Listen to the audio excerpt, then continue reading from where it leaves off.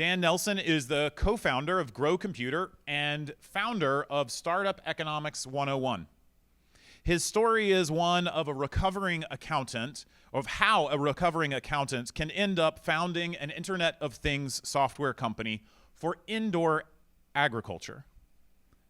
Dan started his career working at Ernst & Young as an accountant, but since then he has spent his career applying his knowledge of economics and strategy to work with smart people on cool projects. The last 10 years have been an adventure between starting 4 companies, consulting with dozens more, and even working at a few companies along the way. Dan Nelson holds a bachelor's degree in economics and a master's of accounting from the University of Michigan. Please join me in welcoming Dan Nelson to Economics at Work.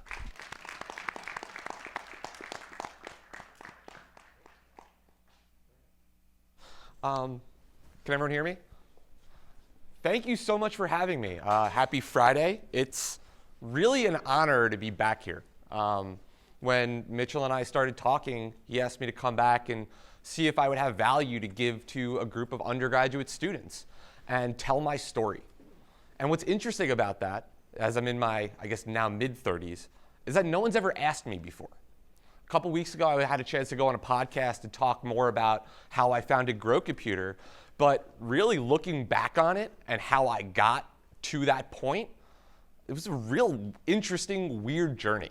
And what I'm hopeful to communicate today, obviously introduce what I did, how I looked at certain things, but really a way of thinking about your career and about life, because I didn't know. When I was here, I thought I was going to be working as a lawyer. I thought I was going to be an accountant. I thought I was going to be a consultant. I did a little bit of all of it, but I never really figured out what was my thing until relatively recently. So quickly, before we get started, I just want to do something really fun, because I used to remember this room from a long time ago, and I usually sat in the back because I didn't want to be in a thing. But do you guys mind if I take a selfie in front of the room so I could send it to all my other Econ friends? Cool. Now that that's out of the way, let's see if this works. All right, great. So first off, who am I? I am Dan Nelson. I have an undergraduate degree in 2007 from economics, and I stayed for an extra year, and I got a master's degree in accounting across the way at the business school. I call myself a recovering accountant because I did have a CPA license, and I've since turned it off. I don't use it anymore. I don't want to be an accountant, and frankly, it was a way that I got pigeonholed, but also an extremely valuable skill set. So here's some of the projects I've worked with, where I've learned, where I've taught, and some of my professional experience that we're going to kind of walk through how I ended up in each place and how I got there. And so as I look at my life today, I see kind of 2 different parts of it. And the first part is this recovering accountant side, where learning economics and learning accounting and working in an accounting firm, I have a certain skill set about understanding numbers.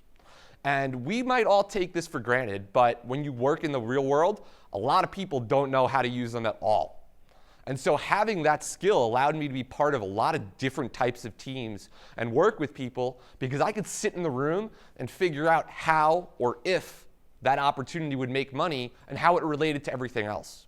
So I still have to do part of my career as that. We'll talk about some of the things that I do now, such as consulting, but I've actually written a curriculum to hopefully reteach entrepreneurs later in their career, or even earlier in their career, about a new way to think about business. Because I do think the skills that I learned here are extremely important. And so, and then the other side is, as an entrepreneur, starting a couple businesses that we'll get into. My first fun fact about economics is that, did you guys know this? When you look at American billionaires, of which I don't know if that's the right goal, but the majority of them are, the most prevalent major is economics. And I think it's because it's a way of looking at the world. And so when I left the undergraduate program with a degree in economics, I had my 4-year, I learned a lot. You learn about trade policy, you learn microeconomics, you learn marginal cost curves, and all sorts of other fun stuff.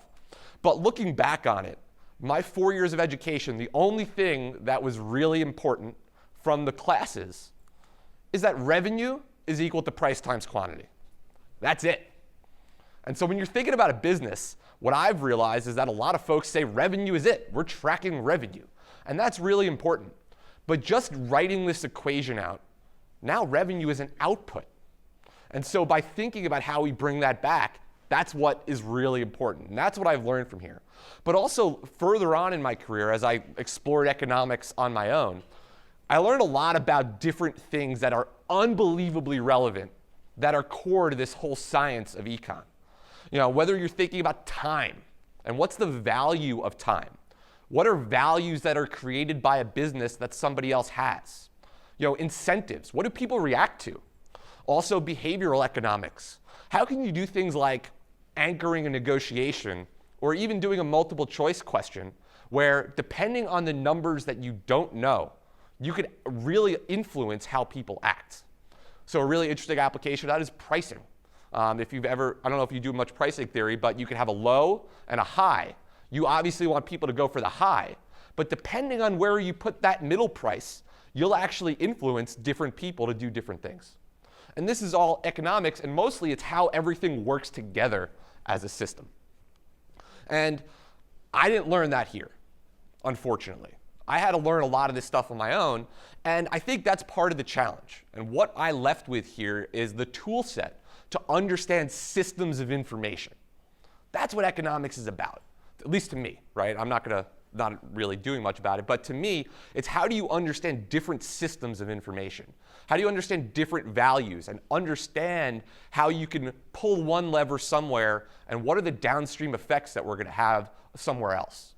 And so when you're thinking about international trade policy and an interest rate goes up in one place, what happens to the exchange rate? That's something that, while I have never used, understanding how one factor that might not be directly related to something else, but it is affecting it, and understanding how those things can work together is unbelievably valuable and could be the most valuable thing that I've ever learned. But it took me a while to figure this stuff out. And for me, it's perfect timing to do this. It's 2020. It's a new decade. So at the end of the decade, at the end of 2019, I did a lot of internal soul searching. Who am I? What have I done? Where do I want to go? And a lot of that's inspired because my wife and I are having our first kid in April. And so when we're at that point of bringing new life into this world, it really affected how I thought about myself and what I wanted to do. And so I just finished this book Tuesday. I could not recommend it anymore, especially for economics majors. But there's an unbelievable quote that I think will drive how I look at my entire life, and which I'm going to get into in a second, which is we only know who we are by living life. We all think we have answers, you have ideas, but the only way we're going to get there is by living it and by doing it. And so for me, that was getting out of New York. I don't know if I still have it or it's come back, but I am originally from Long Island, New York. And when I grew up, I knew nothing about Michigan. I knew nothing. I had a cousin that went here, and she said she loved it. And so when I was looking at colleges, I decided to come on a visit. And we drove up on a Saturday in October in the fall. What was interesting is no one in the car that we were driving up knew that it was game day. So we're driving up, and we had to actually stop on the street and ask somebody, what's going on here? And as everyone knows now, someone looked at us like we were from another planet, and they said, it's game day, dude. And it was a 3:30 game, and we had a chance to walk around campus in the morning and do our tour, and then we scalped tickets. And I'll never forget the feeling of being in the big house the first time. And I left the stadium, and I said, I am going to school here. The only challenge was I didn't get in. I was deferred. And so I spent the next 2 months emailing a recruiting coordinator every week or 2 weeks or whatever it was in high school with updates of how I was progressing and comparing it to my friends that got in. And for whatever reason, I talked myself into the honors program. That lasted for 1 semester. It was not enjoyable. Everything, first semester, freshman year, everything changes. You don't know anything. And doing honors 2 calculus and honors reading, where things like reading 400 pages of the Iliad and doing 5 chapters of calculus in a week with everything else was not really my speed. And so looking back at my college career, I had a great time. I loved it. but it was relatively unremarkable. I didn't have a 4.0 GPA. It was in the threes somewhere. My econ stats were better than some of the other places, but I learned a lot and I had a lot of fun. And actually the thing that was the most important class that I took was Japanese. Not that I could actually speak Japanese to anybody anymore, but I took it for 2 years in high school. And so when I was looking at my language credit to get your language certification, I said, oh, I'll take Japanese. And we covered those 2 years from high school in 6 weeks. And so I aced the first part of the midterm. The second one, I think I failed. And that failure and realizing how quickly I was behind taught me how to work, taught me how to learn, taught me how to get work done. And so my GPA was never good, but I learned what worked for me. And so what we figured out how, we would I had a meal plan for 4 years. We'd go to dinner, then we'd go to the library or just like jump into a classroom in Lorch and just do work every night for 2 hours. And after that, we were totally free. And I learned how I worked. And that was really important. Another thing was I had 5 internships. Every summer, I had a different internship. And since I had 5 years, that's only 4 summers.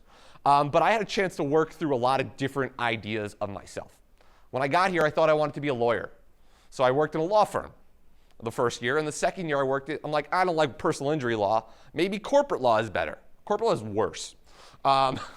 It's just documents and documents and documents and documents. And I realized that wasn't for me either. I got a chance to work at BlackRock, which was a bank. And I got a chance to work at Bear Stearns, which is no longer. I hope someone learns about it at some point about the crash of 2008. But I was just telling the story at lunch, and the only thing I remember from that job was that I would literally pull out information from one computer on paper, turn around, and manually input that information into another computer. And it was a disaster. But it was a good experience, and it looked good on a resume, especially when I was looking to get hired. Another thing that I did here that I thought was really important. Has anyone heard DECA? Has anyone done DECA? Okay, a couple hands. Is it still here? Probably not. Yeah. It is? Yeah. Oh, that's great. Okay. So DECA is a club that I started doing in high school, and I continued doing it throughout college. And it's all about case studies. It's all about going in cold, getting a business case, and then presenting it an hour later. And learning how to talk and communicate in that format was really important for what I'm doing now in public speaking. There's really no other way to get out there unless practicing it. And so that was a great experience. And then I had a chance to also go to the MAC program. The Masters of Accounting, great. I didn't know what I wanted to do as an undergrad, but I did know that I was going to go and get my master's degree after my sophomore year.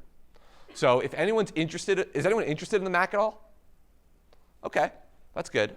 It was an unbelievable opportunity, especially to stay in school because I wasn't ready to leave, get a professional certification like a CPA license, which I thought would entitle me to have a job forever, but really meet a great group of people and get a business degree from a place that was still a hole in the ground when I was here. We saw the photos. We're like, it's going to be great one day. They're not investing $400 million into the school to let it go down the rankings. So when I looked at that one-year equation and the one-year trade-off, getting a master's degree from the Ross School of Business seemed to make sense at the time. And it did. It was great. I got a chance to go to a company like Ernst & Young. And so my first job out of college, I was an auditor and consultant for EY. And it was the best opportunity, the best thing that happened to me out of college. I thought I knew what I was doing. I had no clue. And a place like Ernst & Young and a big company, they invest in getting you ready to go sit in the boardroom with executives. My first year there, I was in the C-suite with different places on consulting clients and on audits. So Ernst & Young invested in me with 6 weeks of education and training as I got there. And it was so valuable. This was a little earlier when we were all getting cell phones, but the first thing they told us was never, ever put anything digitally that you wouldn't want on the front page of the New York Times. And that's been really important because if you're going to have difficult conversations or emotional responses, you don't want that backing up. I'm sure everyone here knows that with social media now, but that wasn't really a thing when I was a kid just yet. But most importantly, is they invest in you. And that's a really good thing to look for in an early company. I know startups are glamorous, and we'll talk about them in a minute, but it's really hard. And as I look back on it, I developed a super skill. And that super skill was Excel. I could do anything in Excel. And what it did is it gave me a tool to use my quantitative background and solve problems.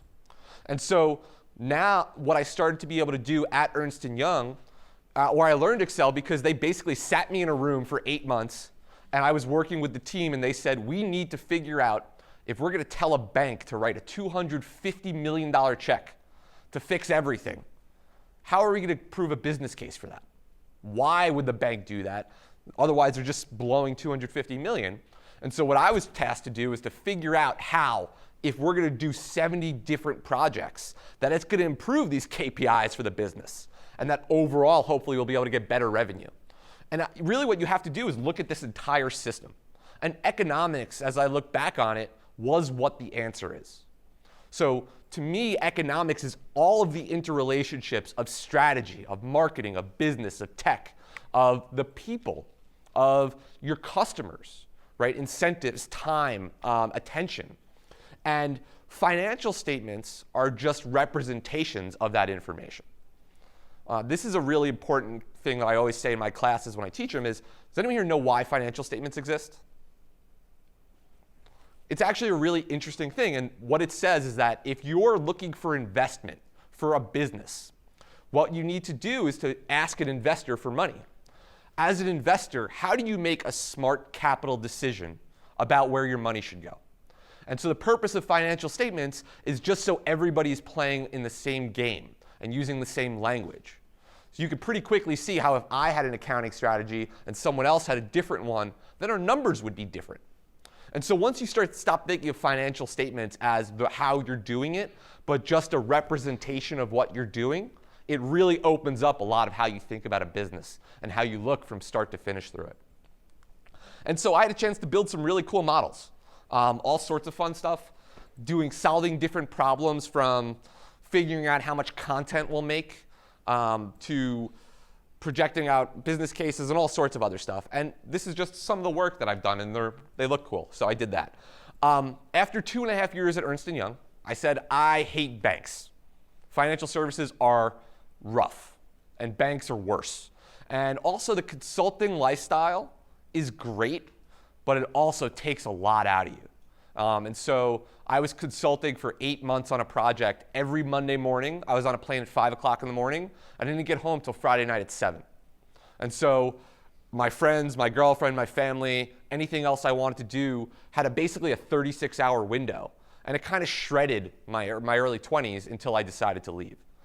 At the same time, I also was able to leave and take pretty great vacations because I had credit card points and airline points and hotel points. But you got to remember that that is a lifestyle, and it's really hard, and it does take a lot out of people. So when I left, I went to a company called Vook, and this was in 2011, and I was the de facto CFO. The company had 19 people in it. No one knew anything about any numbers. And they said, we need someone to come in and help us figure this out. And so I said, yeah, I'm in. Got out of tech. I got out of banks, and I got over to tech. And it was just really interesting to be the numbers person on this team. Anything that anyone asked, whether it was how much money are we going to make next year, how much of this stuff can we sell, can we afford to hire somebody else, was run through me because I was the owner of that content, and that was the role I played on the team. And it was cool because you become important very quickly. But that was short-lived. I don't know if anyone's seen this movie, but oh, it's a bummer. But has anyone ever seen the movie Half-Baked? Well, there's one scene, I'm not going to talk about the rest of the movie, but he was working and he quits. And he goes, fuck you, fuck you, fuck you, you're cool, fuck you, I'm out. And that was kind of what I did. I would not recommend it to anybody of leaving like that because I had no plan. And what happened was the CEO had asked me, are you in? This is the business that we're running. And by that point, there had been a couple weeks of me telling him that I thought that business model was failed and we'd be out of business soon. We can't do this because it doesn't work. And he said, this is what we're doing, are you in? I said, absolutely not. You're going to be out of business in 6 months. And I left. not a good way to do it. If you are going to leave, make sure you have somewhere else to go. Also, it's better to be pulled out of a job than pushed out of a job. That's another thing I learned. And so now I'm 24 years old in New York and trying to find a job. And that's not easy. Anyone that's ever dropped a resume into an online site knows that you're probably not going to get called back. And so what do I do? How do I get a job because I'm burning through cash and anything I had? And I realized how that, you know what? I went to Michigan. Let's see what that does. And it worked. So what happened was I went to LinkedIn and I started looking for recruiters that went to Michigan that were in New York at companies that I liked. And I sent an unsolicited email at 12:47, and I said, fellow Wolverine looking to talk about open jobs. Do you have anything? 2 hours later, she responded, hey, let me know what you're interested in. What's amazing is 2 days later, I had my first interview, and 4 weeks later, I got the job. And not only did I get the job, it was the best job I had. I loved it. My title was business manager of AOL.com. And it meant nothing, which is exactly why it was awesome. So for those of you that have read about AOL in a history book, it was a really big deal for a while. And what's cool is that I remember getting my first computer in 1990 when I was 5 years old, because I'm old now, and that's something I've realized sitting in a college classroom. But I was on AOL as a kid. And so to get a chance to go back and work on all these projects and see how much it's changed or not changed, unfortunately, in that time was really interesting. And so when I was there, AOL.com had 12 million people come to the website every single day. And what we had to do was to figure out what to do with 12 million people, right? That people are their attention is valuable. And so as we were figuring out how to send them downstream or serve products or run debates or run all sorts of weird events, how do you get those people to go somewhere else? And it was really interesting to learn about attention and web marketing and ads and clicks and so on and so forth. And one of my projects was I was asked to be a product manager for a new digital identity system. And so everyone knows about your digital identity. It's basically your Gmail account. And so in a website, when you go to Google, Google always knows who you are. They always know that I'm Dan. I might be Dan from one of my different accounts, but they always know who I am so they could super serve me a product. They know my emails. They know my calendar. At AOL, we didn't have that. We had nothing like it. And so we were trying to revolutionize it in 2012 and rebuild this whole system. And one particular part caught my eye, and it was around the COPPA laws. What's interesting is you guys were probably the kids that we were trying to target with this, but I was also the running AOL Kids. 25-year-old single guy in New York running AOL Kids made all the sense in the world for weird reasons. But putting those two things together, this process of actually building a product that's legally allowed for young people was really complicated, and it was a lot of crap. And so I saw an opportunity. I'm like, this is a real opportunity because for me, if you're requiring kids to create an account and their parents are now administering those permissions, the kids don't know anything about AOL, but the parents all do. Because the brand recognition of people around my age of AOL is about 99%. Everybody was on it. It was Facebook in the 90s. And so there's a lot of really interesting ways that we could have used that. And I saw that as an opportunity. And I ultimately left AOL to create a new digital identity company called KPass.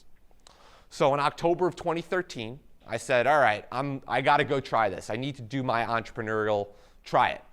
And I tried to create this company. And what we were doing is building a digital identity for this space that anyone can use. So ultimately, we're starting with the COPPA laws, but ultimately, we want to create a non-social digital identity. So basically, where you could be you online and not get redirected with ads. And I think that's a really valuable thing, especially now as we hear about what's going on with our data. And syndication of your information to different sites. How many people like remembering different email accounts, email addresses and passwords? I'm terrible at it. Oftentimes certain sites, I have to reset my password every time. But the idea with a single sign-on, I'm in. And it failed.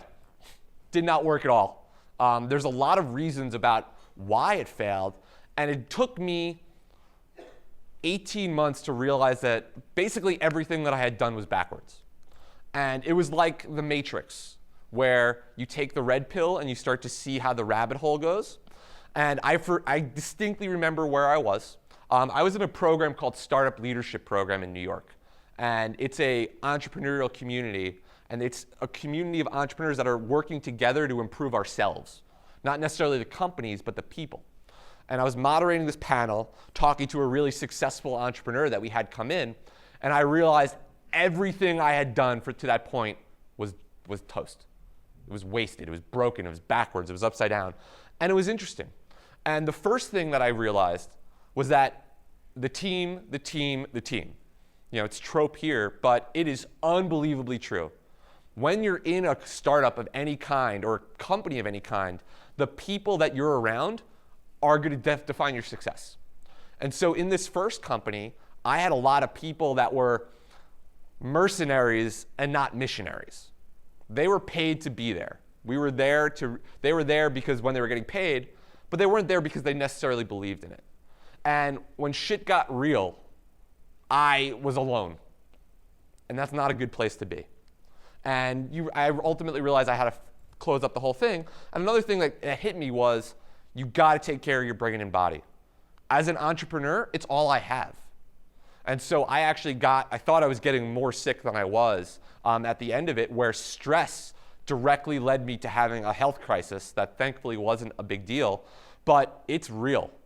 And if your body can't perform when you are the business, no work gets done. If you're sick every day, you're not doing anything, and the business starts to suffer. So I really, just whatever you do, just do something active for your body, no matter how hard you're working. And that's almost counterintuitive and harder to do, but it really is important. And so I, once again, failed. I'm looking for a job, trying to figure out what to do next, and I got a job. I got a job at an interesting e-commerce company called SmartSign. And I was the VP of marketing, ironically enough, and my job was to build email marketing and customer acquisition platforms. It was a good job. It was the most money I've ever gotten paid for a job, and it was 9 to 5. That's it. At 5 o'clock, not one person, everyone got up and walked out the door together, and then came in together at 9 o'clock the next morning, and there was no emails, there was nothing. It was pretty great. But also at the same time, I got bored. I got super bored, and I had to look for things to do in my other time because I needed an activity. So certain things I started looking at where I stayed up late and played video games for a while. You know, I was emotionally broken from failing a startup. So I'm like, all right, I'm just gonna hang out and play video games with my friends and not think about it. But that didn't last too long. And then I started doing consulting and building business models for people that I had worked with in the past, because they called me because they remembered that I did a great job. And so that first business model that I came into actually built my entire consulting business. But that's not the story that I want to tell. And the other thing I started doing was I planted a garden. For the first time since I left my parents' house on Long Island, I'm going to go ahead and then go back. I had a garden. I had a small balcony that was probably twice the size of this table on Park Avenue in Manhattan, but it was mine. It was the first time I had outdoor space. So when we moved in, I planted a small garden the first year, and I had like 2 tomatoes, and I thought it was the coolest thing ever. You know, we would cook, and I'd go grab some cilantro or some basil, and it was really special, and it was cool because I had never had outdoor space. I went from apartment to house to apartment to apartment. And I also got married. So we went to Portugal for our honeymoon, but the real challenge was, how do I keep everything alive for 17 days while I'm gone? And that fundamental question changed my life. And it was because I had the opportunity and the time to think about it. But ultimately, I was saying, all right, how do I get plants water? And I built this irrigation tank in this system, and I thought about it. And I turned it on to test it before I left. So this was about 25 gallons that I had to bucket brigade myself, take it from the bathroom, go out, fill it up, go back and do it again. And so I did some tests to see how long this would last for. The whole thing was dry in 45 minutes. And I started to ask the question, where did the water go? But also back then, California was in the middle of a drought. And this was really big news because is anyone here from California? Well, there's a couple. You guys grow everything that we eat, pretty much. If you look at where all of our food comes from and our produce comes from, almost everything comes from California. And if there's no more water in California, what happens to all the food that we eat? And that was a fundamental question that I started to look at. And also, on my honeymoon, I read this book, Abundance. And this book changed my life as much as that fundamental question. I got the recommendation the day after my wedding from my wife's second uncle, who I had never met or heard from before. I didn't meet him for the entire weekend, but I happened to sit down at brunch, and 2 minutes after he met me, he's like, read this book. All right. So I took it with me on my honeymoon, and it fundamentally changed the way I saw the world. And it's all about exponential growth curves. And so you see your linear growth curves where things start to go up, 1, 2, 3, 4, 5. But exponential growth is the most amazing thing in the world. 5 steps on, folding a piece of paper, I think it's 18 times, will get you to the moon, theoretically. And that's because when things compound, it goes much faster.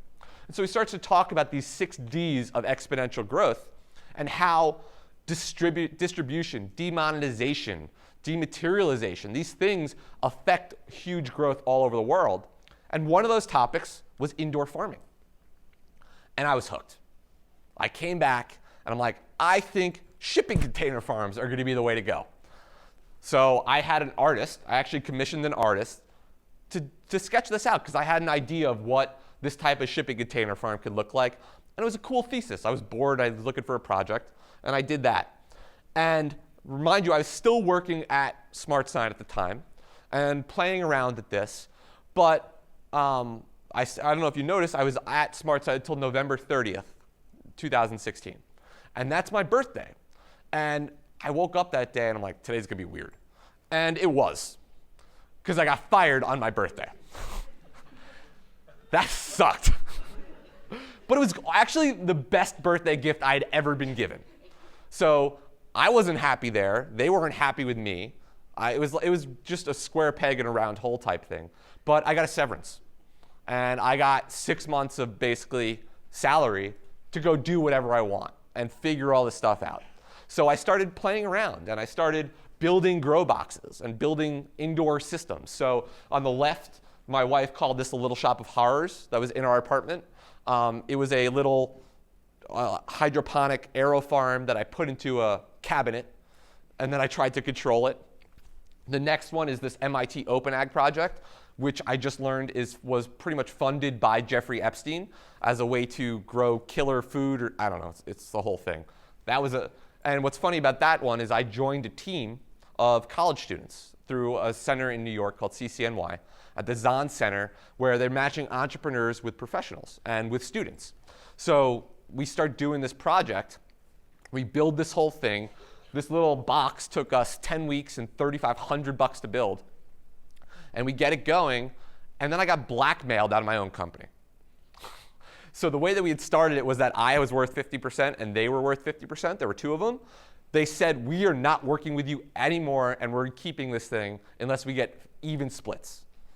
And I said, absolutely not. You guys are smart kids, but you don't know anything, right? You're learning everything. I'm not going to be work for you. So I got blackmailed, and I was left. Once again, not the best exit, but actually turned out really well. And why it turned out well is that New York, and New York City in particularly, is one of the global capitals of indoor agriculture and urban agriculture. It's the largest food market in the States. But also, there's been about $400 million raised by companies that are building indoor farms or ag tech or other sorts of cool stuff. And so there was a community there that I was able to jump into. And through that, I started to ask questions, and I had a thesis, which was, I can control everything else in my phone, from my phone, right? Everyone here uses your phone for everything. The only thing I couldn't do was control my grow. Why not? What happens when you could put control of the physical world on software? And ultimately, that's what we're building at Grow Computer. And so what we're trying to do is to take all of these things that exist, right? You have 10 functions that you might use in a system like this. Air temperature, water temperature, humidity, CO2, light, those are all the same. Even when you look at all of these, every single one of these does the same exact set of functions, but they all do it totally differently. And so if you're going to try and distribute software to control them, how do you do it? And so ultimately what we started building in 2018 was this product called the Grow Strip. And we said, oh, this hardware product is perfect because we're going to make and sell this thing. And this smart hub is going to be the core for everything else that's in these spaces. And so we did an Indiegogo campaign. We tried to get it going. I rushed it. I absolutely rushed it, but I needed to see how the team was working. And we failed. So another failure, but we stayed with it. Because what we learned is that while the hardware wasn't the answer, there was a lot of value in the software. And now what we say we're building is this operating system for IoT. And what we're trying to do is to connect any of the hardware and be totally agnostic into a central platform and then allow people to write applications on top of it. And so now if you're a software developer and you're doing a machine learning algorithm to see if plants are nutrient deficient, you can look at it through a camera, but it doesn't have to be one type of camera. And that's really powerful because that's dematerialization and that exponential growth opportunity that we think we're opening up. And how many people are doing this? I mean, obviously in Michigan, you guys are recently legal for cannabis. That's cool. But also, there's millions of people around the world that are figuring out how to eat. And with indoor agriculture, you actually open up these opportunities because you can grow anything. And we've heard from people all over the world on very limited marketing that want to be able to do this more effectively. We want to be able to use software to control our systems so that we can know what's going on with the plants without staring directly at them. And that was something that's revolutionary because now you're giving anybody access to easily accessible software to control their systems. And you might be thinking, well, yeah, this is great for anybody growing weed, right? That's cool. But actually, it's bigger than that. And when you look at agriculture in general, traditional ag, all of the costs are going up. Whether it's soil or pesticides or capital or climate change or insurance or a bird taking a shit on a leaf in Arizona and killing people in Maryland, which is what happened with the romaine E. coli scare in 2019. And so you're looking at all of these things that happen, but we believe that with indoor agriculture, we could start dropping the costs of any of these things consistently. Because software and computers are really good at doing this type of stuff. Managing a system 24/7, 365 is uniquely suited for computers and terrible for individual people. And so we think that as we can get more out there, we're going to affect this across the entire spectrum of food. And this is a very rough slide, but we're putting this together now. And the reason why cannabis is such a great thing right now is because it's in the money. You could set up an indoor cannabis farm and be profitable today because of the cost of the product. The other thing that you could do it with is leafy greens and microherbs and lettuces and all sorts of other stuff. But that's just where the investment's going because it's in the money today. We believe if we're able to lower those costs under the same economic theory, that now all of these other things, whether it's flowers or vanilla or cocoa or coffee, can be grown indoors. It's just about that market price equilibrium. And what we're hoping to do is to power a bottoms-up revolution and allow people to start to do these things again. Like I said, we've heard from people in Mumbai where they have limited access to clean water and they're trying to grow better herbs. So they're looking at indoor vertical farming to set up local farms in subway tunnels in Mumbai to grow food. There's a high school in Allentown, Pennsylvania, somewhere out there in Pennsylvania. They're growing cocoa beans in a greenhouse on the high school campus. Cocoa, right? So it takes a ton of time to grow.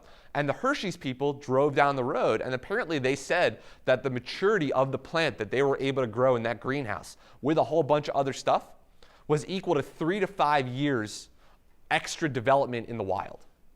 So because you're able to control these environments, now you optimize it so that any plant is perfectly suited to what you're doing. And we're excited. Like, we've heard all sorts of cool stuff, but this also works for fish tanks, right? Fish tank is a controlled environment. So is a warehouse or a restaurant or a hospital. And we've heard all of these things. And smart home is really important now because it's one of those metaphors. And so what we think is that we're tying all of these things together to make it into a really successful platform for people. And you're like, well, someone's got to be doing this. We thought so too. Here's 1,000 companies that are in ag tech. Not one of them is close. And the reason why is because they're individual companies. What we're trying to do is be the white space between all of them to connect them together so that any two systems can pick different hardware but still get to the same place or share data back and forth between each other. And that's what's really important. And I'm a business guy, right? I'm not doing any of this stuff. I'm not building any of the technology. And as I mentioned before, the team, that's why I'm able to do it. And so through my community, I was able to find an unbelievably talented and diverse group of people that are helping me get there.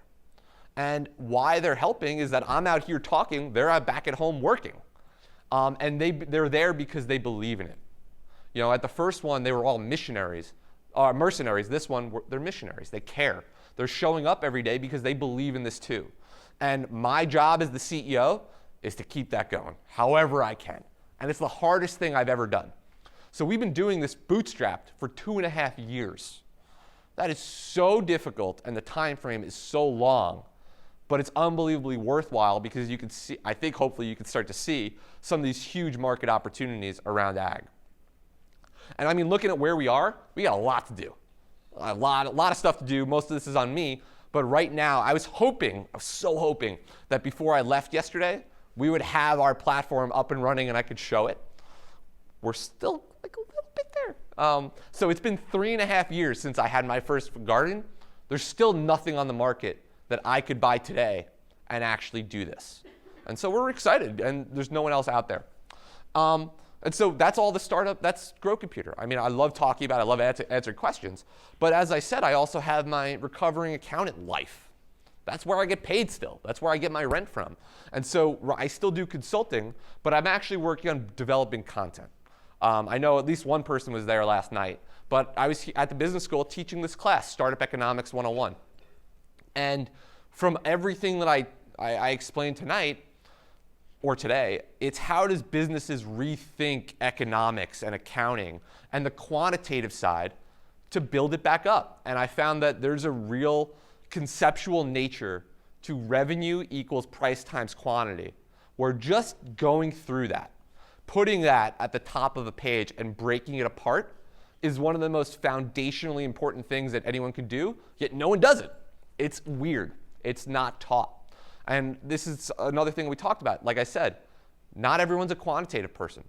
People that are starting businesses in their 30s may have never taken a business class, ever. And so, how do I reformat some of the stuff that I've done? And also from an economics perspective, what I'm trying to do is capitalize my knowledge into a product and figure out how to distribute it differently, right? So this is written to be everything I wish all of my clients knew before I started working with them. And that's my story. Like, that's all of it. That's today, right? This is what I'm doing now. And I've always thought about, like, what does it all mean? And I've realized that when I was in consulting, we used to say this: if it were easy, it wouldn't be fun. And one day, if I ever am successful with some of this stuff, it will be the title of my memoir, because it has been hard. There's no answers. I don't know which direction I'm going as I'm making that jump from one to the next. So I'm trying to figure it out while living it. And it's been hard, it's been challenging, and it's emotionally devastating at times, but also the most rewarding job, business, lifestyle that I could have chosen. And I couldn't imagine doing it anywhere else. And so I just have a couple more minutes, which is perfect. I have like 3 more slides. And just some things that I think are really important. That for anybody, if you're to go through your career, just some things that really help. First off, I don't have a slide for this. Show up. Be on time.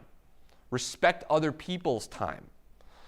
There's nothing, we've all done this, right? You're on a team with somebody, they're showing up 20 minutes late, or they don't show up at all.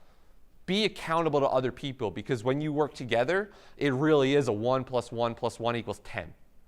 And that's how you got to think about it. And if you're not showing up and being accountable, it's really hard to be part of a team. And it drives me crazy when, like, if someone on my team doesn't do it, it drives me nuts. Read something. Read things that are longer, whether it's books on tape, white papers on economics, dissertations, whatever it is. Read something that's longer. That's a commitment, because you'll learn a lot. And do whatever you want. Here's some books that I like. I think there's some really great lessons here. But with your economics background, you could take things that happen in Creativity Inc. about understanding how to break up creative talent for Pixar movies and match it in with your Shoe Dog Phil Knight, where he talks all about cash flow management. And so economics is all about understanding these things together. So as you pick up these different things, someone said it earlier at the reception, I thought it was beautifully said, is you're building a web, right? Economics sees the web, and now content and intelligence and curiosity can fill in some of those nodes that you're using to build your fabric. Also, 2020 has never been better to start a business, ever. So when I started KPass in 2013, I had to pay $5,000 for legal work. It's a lot, right? If you're going to start a business, that's a huge amount of investment. Now with Grow Computer, I used a service called Gust Launch. It cost me $120 a month for a year. So starting a business is no longer extremely technical because you don't have to build or buy anything anymore. So if you are looking to do it, there's already somebody that's taken each of those core functions and productized them, and you could rent it. And you tie these things together, and now your business is the value that you and your team add, as opposed to, I have to buy a server, which is not a thing anymore because at AWS. But in 2010, when I was at Vook, we had to spend $70,000 on a server to sit in a closet, and we had to maintain that server. Now with AWS, you could all apply, get $15,000 of free credits, and never have to write a check to anybody. Another one, beware startup porn. It is the most intoxicating thing in the world to read Crunchbase, TechCrunch, and VentureBeat, and Forbes, and Entrepreneur Magazine about all these people being super successful. Be careful. It sets a lot of unrealistic expectations about how hard it actually is. The Michigan network affords a tremendous amount of value, and you can leverage that, but it doesn't make it any easier. So the realities of your business and your life are not found in somebody else's story. That's fundamentally important, because I thought that I was guilty of that the first time. Oh, I'm as smart as this person. I'm as good as this. But we don't know. You don't know those stories. And so beware. Another one is the entrepreneur's triangle. I love talking about this because this is unbelievably valid for everybody today. And it's you have any decision you make, there's 3 vertices: speed, quality, and cost. But for any decision you make, you can only choose 2. And so you get things done fast and high quality, but it's going to be super expensive. Or you get done high quality and cheap, but it's going to take a long time. And so for me, with Grow Computer, I've opted for cheap and high quality. And so the timing is really different. And so you have to be aware of how time plays into that. And that's it. That's all I had to talk about today. Thank you. This went so fast. I appreciate it. Please ask questions. Like, what else do you want me to talk about? I said a lot, and thank you for showing up.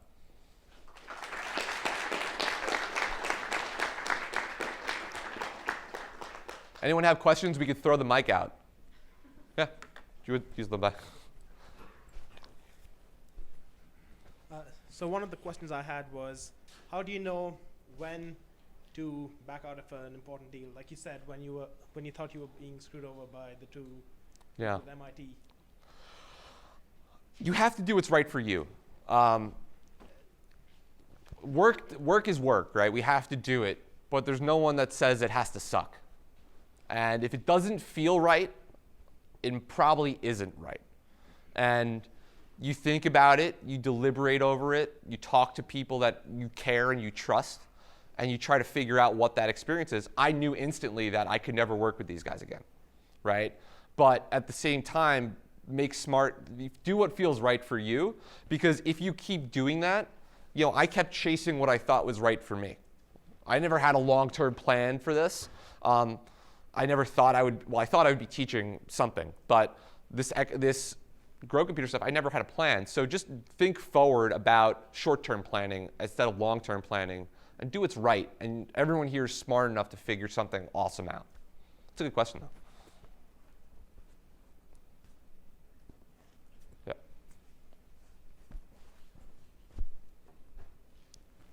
My question is, can everybody be an entrepreneur, or are there certain skills that you need to build up early to be a successful thinker or be a successful entrepreneur? Anyone can do it. It's just unbelievably difficult. And we talked about this earlier too, but do you have any idea what the average age of a successful startup founder is? 45. Exactly. So it is 45. And that's because it's really hard. I have a slide for my other class. Is it up? Yeah, so I had that up because I taught this last night.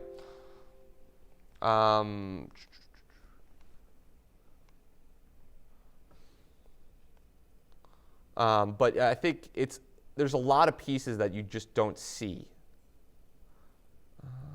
Where is it?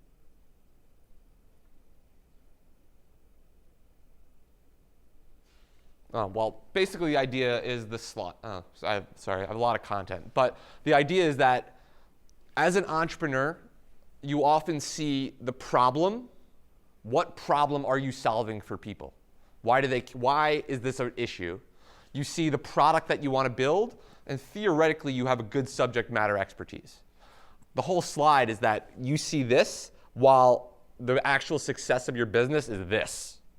And so the more of that you could see, or at least have a lens to understand it, the better off you'll be. And I actually say that the lens is economics. It's how these systems work together and how value is created.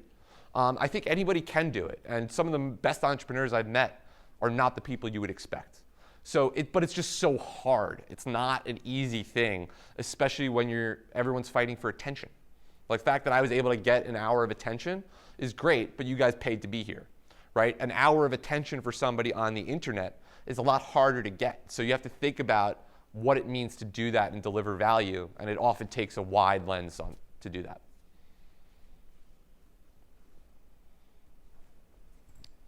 We got one.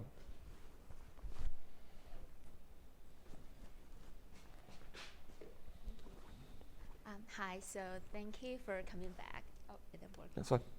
Yep. Okay, sure. So my question would be like, how did you adjust yourself after failed the business? Because like for me, like when you mentioned about video games, I thought, wow, if that was me, I would just continuing like playing video games and never try again. So I wonder like how you like came out of that scenario. I got bored. Oh. I got bored, frankly. Like I needed something else to do. I don't do nothing well. I'm not the type of person that could just sit on the couch and like hang for days. There's times where it's great. But a couple of my friends that are entrepreneurs have had to get jobs, and when you can't give anything else. And it helps actually to do something where you don't have to invest yourself in it. So getting out of it is part of just getting back out there. Like I said, you want to be pulled into it. To know if you should do this full time, try it. Anyone could start a website. Anyone could do Facebook marketing today. You have $100, you could do 5 tests. Get pulled, test things. Get pulled out of it before you push yourself into it. Does that make sense? So let the audience and the market tell you that this is something that they want, and you'll be a lot more successful that way. But otherwise, just learn something. Go on a trip. Get a job. Get a dog. I don't know. Whatever you need to do. But it's not going to be easy. And honestly, it took me. I closed Grow Computer in 2015.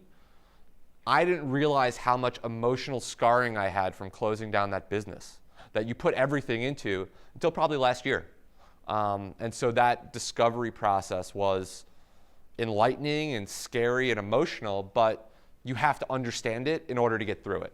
And everyone reacts differently, and the more you know about yourself, the better off you'll be when you build the next one. Thank you. Great. Other questions?